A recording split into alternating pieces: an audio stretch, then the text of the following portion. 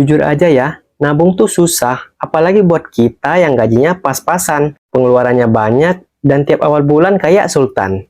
Tapi, pas akhir bulan nyari receh di bawah kasur. Tapi nabung itu penting, bukan karena pengen kaya doang, tapi karena kita butuh rasa nyaman. Di video ini aku bakal share cara nabung yang realistis dan bisa kamu mulai walaupun uang kamu nggak banyak, tanpa harus ngorbanin semua kesenangan kamu.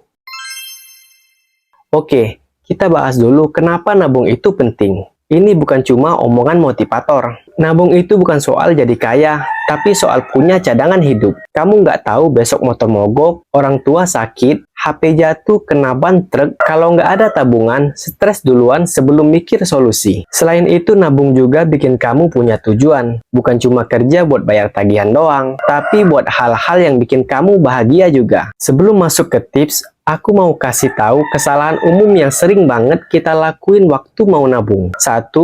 Nabung dari sisa uang. Padahal harusnya dibalik, habiskan setelah nabung. Yang kedua, rekening cuma satu. Uang campur jadi nggak ketahuan mana buat jajan, mana buat masa depan. Yang ketiga, target nabung nggak realistis. Baru gajian langsung target 2 juta ditabung. Tengah bulan nyerah. Yuk, langsung kita ke tips-tipsnya. Maksudnya 50% buat kebutuhan, 30% buat keinginan, dan 20% buat tabungan. Misalnya kamu gaji 2 juta, berarti 400.000 kamu sisihkan buat tabungan. Gak bisa? 100.000 juga gak apa, yang penting konsisten. 1 buat pengeluaran harian, 1 buat tabungan. Jangan sampai tabungan kamu dipakai buat jajan kopi kekinian. Pakai fitur auto transfer langsung ke rekening tabungan atau e-wallet yang nggak kamu pakai buat belanja, biar nggak kerasa ngeluarin uang. Nabung tanpa tujuan itu kayak ngejalanin hubungan tanpa arah, nggak tahu mau kemana. Mau beli HP, bayar kuliah, atau dana darurat, tulis dan tempel tujuanmu.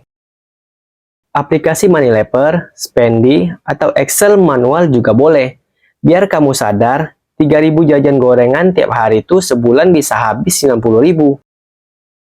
Nabung itu bukan nyiksa diri. Jangan terlalu keras sama diri sendiri. Masih bisa jajan asal terkontrol. Setelah nabung berhasil 1 bulan, boleh kasih hadiah ke diri sendiri.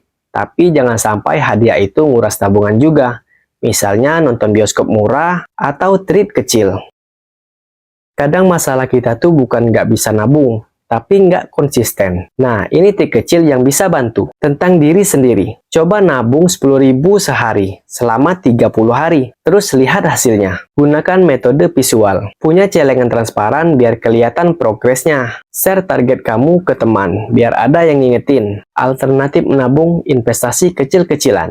Kalau kamu udah stabil, bisa mulai mikirin investasi kecil-kecilan. Misalnya, nabung emas di Pegadaian atau e-wallet. Reksadana modal 10 ribuan. Atau beli barang yang punya nilai pakai lama. Bukan cuma habis dipakai. Nabung itu bisa jadi jalan ke investasi. Tapi mulai dari stabilin dulu. Ingat ya, menabung itu bukan soal besar kecilnya nominal.